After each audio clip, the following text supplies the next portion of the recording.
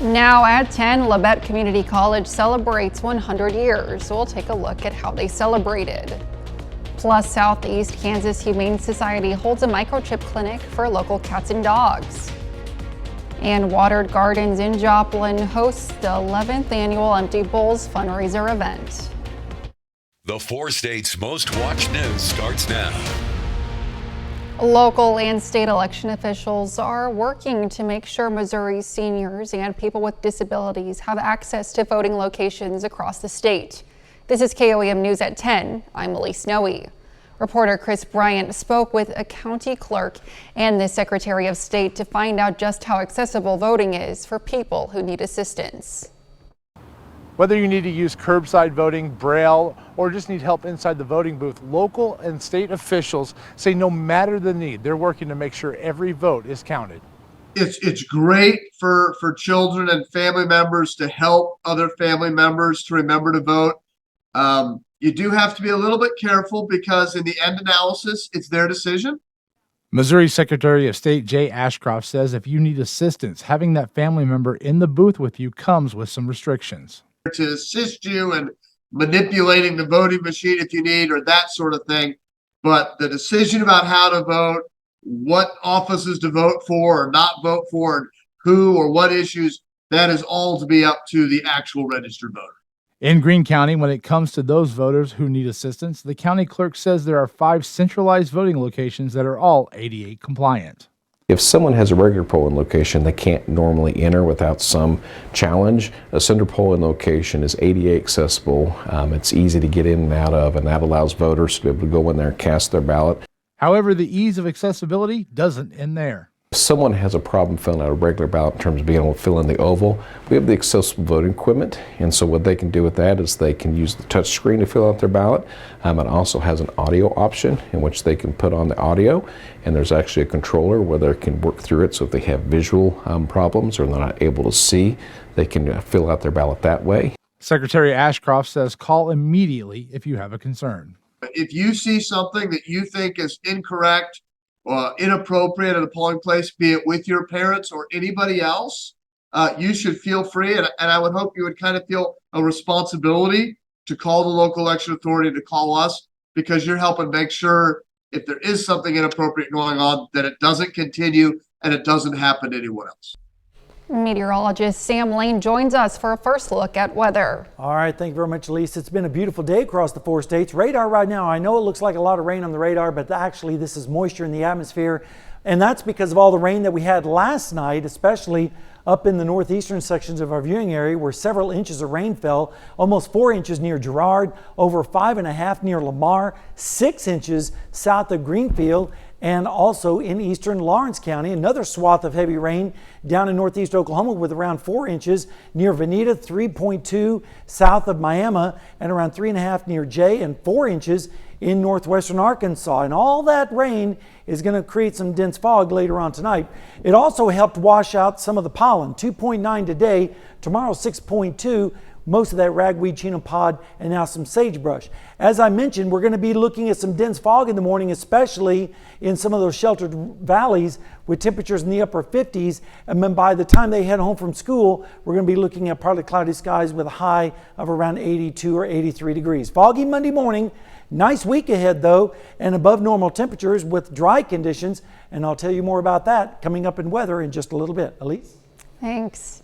Labette Community College is celebrating 100 years this weekend. LCC threw a birthday bash to celebrate with the community of Parsons. And guests were invited to come and enjoy free food, a skit based on the community college's history, and hear from guest speakers, including the oldest known living LCC graduate, Kenneth Irvin, who graduated in 1947. LCC's president, Mark Watkins, shares just how special celebrating 100 years is for the college. It's a wonderful time for us to be celebrating our 100th anniversary, 100 years of providing quality learning opportunities for our students to fill jobs in the local area, Southeast Kansas and beyond, and to have the people come back to support us. They've been supportive of us for many generations. LCC officially turned 100 on September 12th, but will have ongoing celebrations throughout the school year. The Southeast Kansas Humane Society held a microchip clinic today for local furry friends. It's a chance for pet owners to get some peace of mind in knowing they'll have a better chance of finding their pets if they go missing. The Humane Society says 1 in 3 pets will go missing in their lifetime. Being able to find a pet owner through a microchip can make a world of difference toward a reunion. What it does is it's not like a tracking chip, but if your animal were to get lost and someone were to pick it up and take it to a nearby vet or an animal shelter, they can scan it and it'll come up with the numbers, and they just log those numbers into a website, and then your information instantly pops up to contact you to come get your animal. It costs $20 per pet at the clinic. Pioneer Days kicks off this weekend at the Harbor Village Museum in Grove, Oklahoma. The purpose of the event was to educate the community of pioneer heritage through different activities and demonstrations. And some of those activities included dipping candles, creating old-fashioned toys, and churning butter. It also included musical performances and a variety of food vendors with a pioneer theme. Pioneer Days is a representation of living history of about 1850. And so we are a replica pioneer village here, and that's what we do is we present heritage skills during Pioneer Days of the everyday living of that era. This was an all-day event that began at 9 a.m. and wrapped up around 3 p.m. Well, folks in Joplin today were able to get some food while helping those in need. KOAM's Jasmine Knight was there and has more. The Empty Bowls event is a grassroots fundraiser whose goal is to bring together those who care about helping the less fortunate. I think the thing that we really love the most about Empty Bowls is it brings the community and the region together. We have over 30 clay artists that have made these bowls. They all have a different style, different glazing patterns, and everyone just enjoys having their special one-of-a-kind bowl. This year, Joplin Greenhouse and Coffee Shop hosted the event where patrons can purchase a pottery bowl. They are then served a dessert of their choice. Once finished, patrons will take the bowl home to remind them of those who are struggling to find their next meal. Just our culture here is we're community oriented, and we want to go and partner with different community events.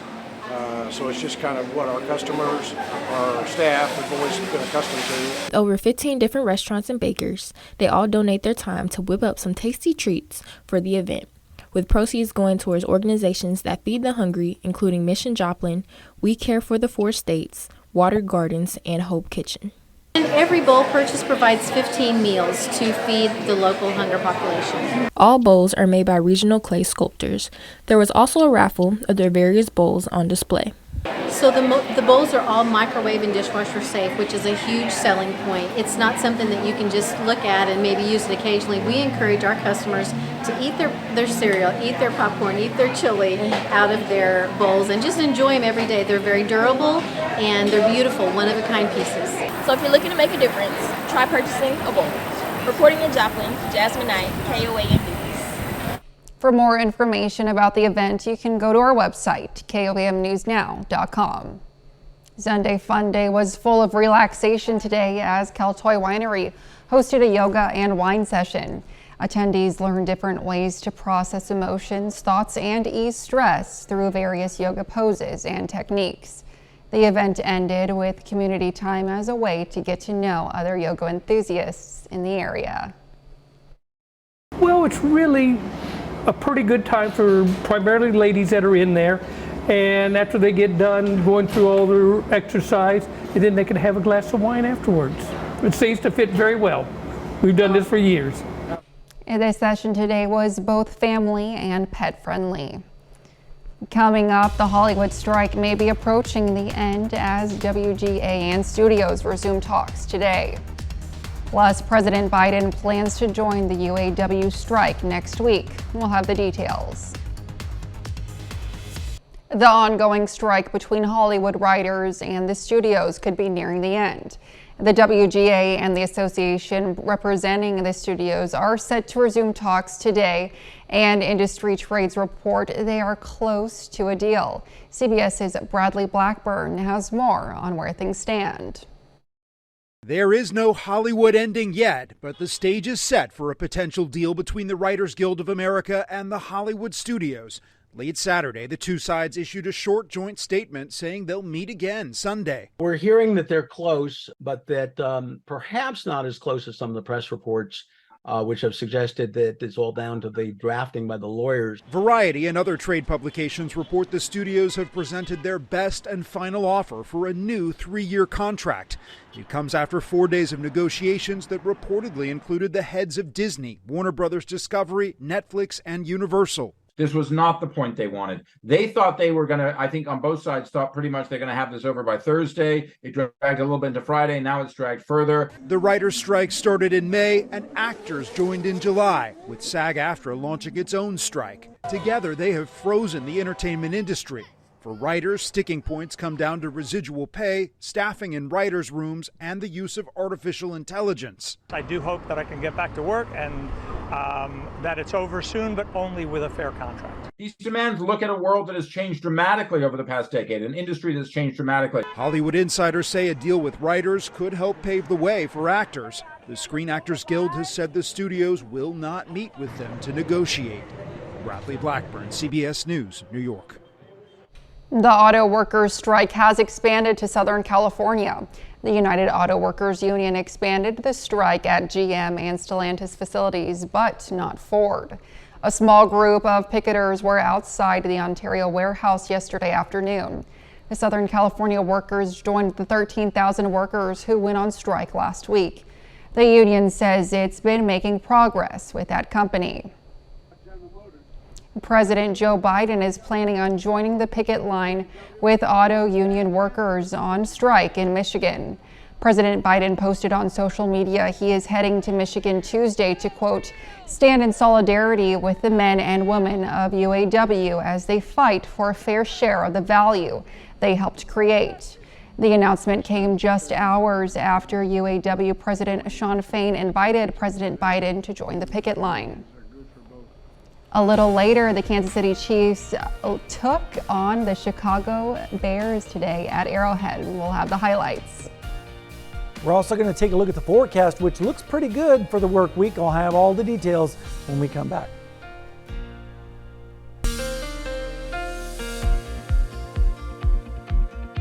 Well, after last night's severe weather, we ended up with a really nice Sunday across the area with lots of sunshine and blue skies this afternoon. Let's start out this morning, though, in Seneca, Missouri, at Indigo Sky Casino and Resort. And as that goes into motion, you can see we had some mid-level clouds this morning, and then some altocumulus and cumulus this afternoon, and then a beautiful sunset across the area as temperatures are now starting to fall down into the 60s and getting close to the dew point, which means dense fog is likely going to be forming as we go into the morning hours. Right now in Joplin, the visibility is still 10 miles, but we're 68 degrees with a calm wind, and look at that, we're only 3 degrees away from the dew point. That means 90% on humidity, and as we get closer to 100%, we're going to see the fog start to form.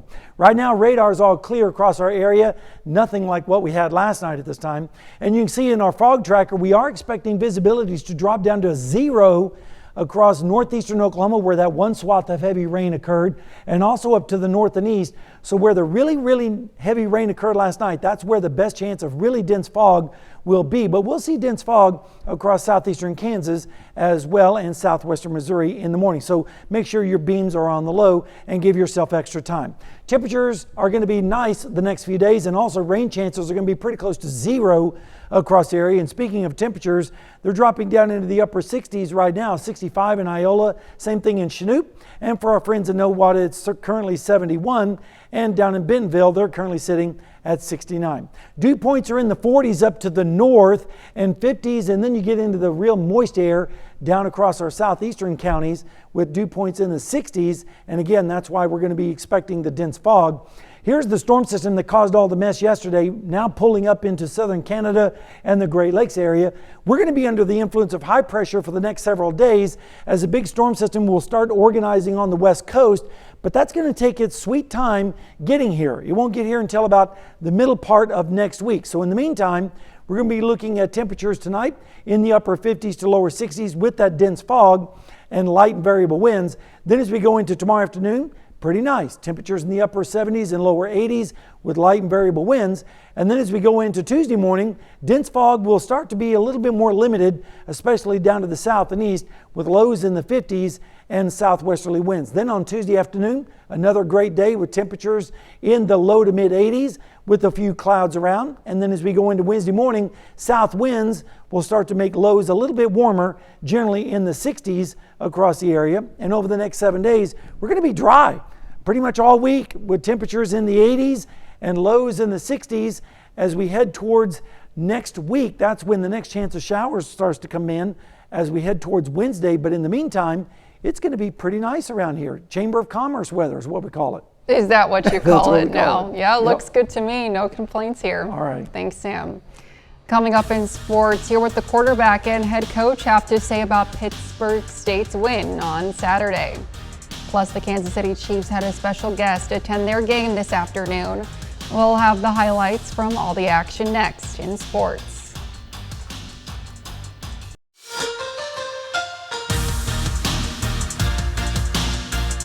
The Pittsburgh State Gorillas stay undefeated after their 33-14 win at home on Saturday night. Pitt State got off to a little bit of a slow start, but that didn't stop the team from making any changes. No adjustments, just self-inflicted wounds in that first half. We would drive the ball down the field really well and then kind of stall out in the red zone. So that's just stuff that we were doing to kind of shoot ourselves in the foot. So we just need to clean that stuff up, and we will. Credit to Cam, he's worked extremely hard. I think today he had his first catch and first touchdown, so that's pretty awesome. But credit to my O-line, give me some time, and Cam working and getting open there. It's a testament to our guys just hanging in there and continue to fight and continue to play hard and play together. Yeah, it's good. It's always great to be back here, and it's great to let our guys play in front of the home crowd and get the results that you look for. Week 3 of the NFL rolls on, and the Kansas City Chiefs return to Arrowhead Stadium. And usually these two teams don't have bad blood between them, and, well, it seemed like the Chiefs weren't ready for it. Look who made the trip to Arrowhead Stadium. It is Taylor Swift, who came to see Travis Kelce play. So I guess that makes them official, right? Anyhow, on to the game. First quarter, Patrick Mahomes, a little shovel pass to Jerick McKinnon. Touchdown Chiefs, 7-0 Kansas City. Late second quarter now, it's 14-0 Chiefs. Mahomes to McKinnon again. His second touchdown of the day. Kansas City's up 21-0. 2 minutes later, just before the half, Chiefs are on the goal line again, up 24-0. Mahomes hands off to Isaiah Pacheco. Kansas City leads at 31-0 at halftime. So we head to the third quarter now, second half. Mahomes goes to Travis Kelce, who finds a blank space in the end zone for the touchdown. That's one way to impress your new girlfriend. Taylor Swift is loving it. Kansas City demolishes the Chicago Bears 41-10. 3 touchdowns for you today. Listen, you're a guy that can deal with some pressure. Forget the pressure from Kansas City Chiefs fans. Do you realize how much pressure there was on you today from the Swifties to get Travis Kelce a touchdown with Taylor in the house today? Yeah, I heard she was in the house. Did you feel it? Did you feel the pressure, Patrick? I felt a little bit of pressure. And so I knew I had to get it to Trav. And of course, it's on a route that Travis, he does his own thing and just makes up a route and I throw it to him. So I think he wanted to get in the end zone just as much as all the Swifties wanted him to. Appreciate you. Thanks for having fun with us. Elsewhere in the NFL, Vikings and Chargers, 2 0-2 teams looking to avoid the 0-3 start. Fourth quarter, Chargers lead 21-17. Kirk Cousins finds Justin Jefferson, who runs away from everybody to score the touchdown to give the Vikings a 24-21 lead. Later in the fourth quarter now, Justin Herbert and the Chargers look to respond. This pass is tipped by the defender and falls into the hands of Josh Palmer. Touchdown Chargers. LA leads 28-24. Under 2 minutes to go now. Chargers going for it on 4th and 1 deep in their own territory, and the Vikings defense stops the run. It's a turnover on downs. What are the Chargers doing? Great field position for Minnesota. So with 12 seconds left in the game, clock is running, no timeouts. 1st and goal for the Vikings. Cousins is going to throw it, and it will be tipped and intercepted by former Oklahoma Sooner Kenneth Murray. Chargers survive a scare. They win a close game over Minnesota, 28-24. Other action happening around the AFC West on Sunday afternoon, though. The Denver Broncos visit the Miami Dolphins. It was a long day for Broncos country. The Dolphins win 70-20. Miami scores 70 points in that game. That's the most points ever scored in a game in Dolphins franchise history. Then tonight, the Las Vegas Raiders are hosting the Pittsburgh Steelers. At last check, it's a late fourth quarter in this one, 23-18. Steelers lead the Raiders. The Raiders are trying to complete a comeback after being down 23-7 to start the fourth quarter.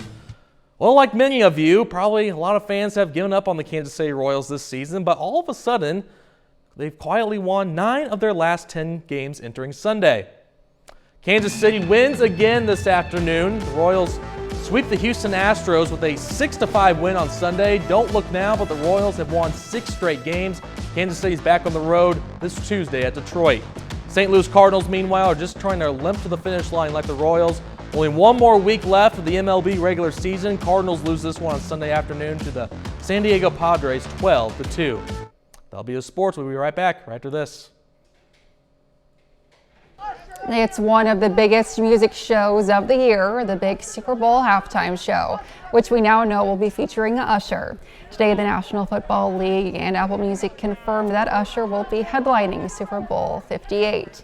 In a statement, Usher said that the performance is in honor of a lifetime, adding, quote, "I can't wait to bring the world a show unlike anything else they've seen from me before." Interesting. Well, we have a forecast to be thankful for as well. We're going to be looking at temperatures in the 80s and lows in the 60s, dense fog in the morning, and then the next chance of showers won't be until next Wednesday. Beautiful week ahead. Looking forward to it. And the rumors are true. Yes. Travis Kelce. They call it Swelsey now, so we already have a nickname for it. And with all the Swelsey stuff happening, a lot of people forget Andy Reid, head coach of the Chiefs, won his 271st game in NFL. He's now 4th all-time and passed Tom Landry. Wow. And what a way to go out, almost a blowout against the Bears, too. Yeah. Well, that's our time for now. Thanks for making us part of your night.